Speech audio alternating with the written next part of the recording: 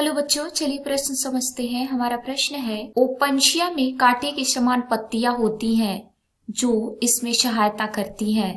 पहला विकल्प है वाष्पोत्सर्जन की दर को कम करने में, दूसरा विकल्प है वाष्पोत्सर्जन की दर में वृद्धि करने में, तीसरा विकल्प है प्रकाश संश्लेषण की क्रिया की दर में वृद्धि करने में, और हमारा चौथा विकल्प है प्रकाश संश्लेषण क्रिया की दर में कमी करने। आइए समझते हैं। बच्चों, सबसे पहले हम अपने प्रश्न की मुख्य अवधारणा को समझेंगे।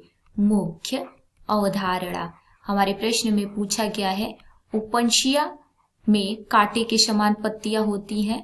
ये पत्तियां ओपनशिया के किस प्रकार सहायता करती हैं? आइए लिखें। ओपनशिया में कांटेनुमा पत्तियां किस प्रकार सहायता करती हैं, समझेंगे। आइए लिखते हैं बच्चों, ओपनशिया। बच्चों, ओपनशिया को नागफनी भी कहते हैं। ओपनशिया को क्या कहते हैं? नागफनी कहते हैं। और यह एक मरुस्थलीय पौधा है। कैसा पौधा है?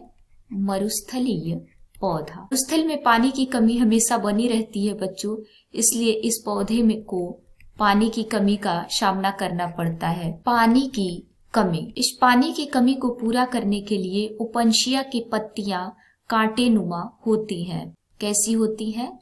कांटे के समान होती हैं। कांटेनुमा पत्तियां। कांटेनुमा पत्तियां किस प्रकार सहायता करती हैं? तो ये वाष्पोत्सर्जन की दर को कम करती हैं। क्या करती हैं बच्चों?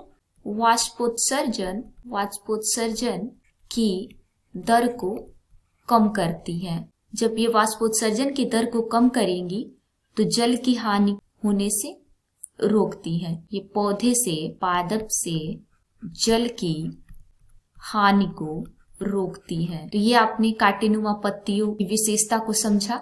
आइए अब विकल्पों को समझते हैं। ये ओपनशिया के कांटेनुमा पत्तियां इस प्रकार सहायता करती हैं वाष्पोत्सर्जन की दर को कम करने में। तो हमारा विकल्प ए सही हो जाएगा। विकल्प बी को देखें, इस पे लिखा है वाष्पोत्सर्जन की दर में वृद्धि करने में, ये गलत है। प्रकाश संश्लेषण की क्रिया दर में वृद्धि करने में, ये भी गलत है। और प्रकाश संश्लेषण की क्रिया की दर में कमी करने में, ये भी विकल्प गलत है। तो हमारा ए विकल्प सही होगा, वाष्पोत्सर्जन की दर को कम करने में। उम्मीद है आपको प्रश्न समझ में आ गया होगा। धन्यवाद।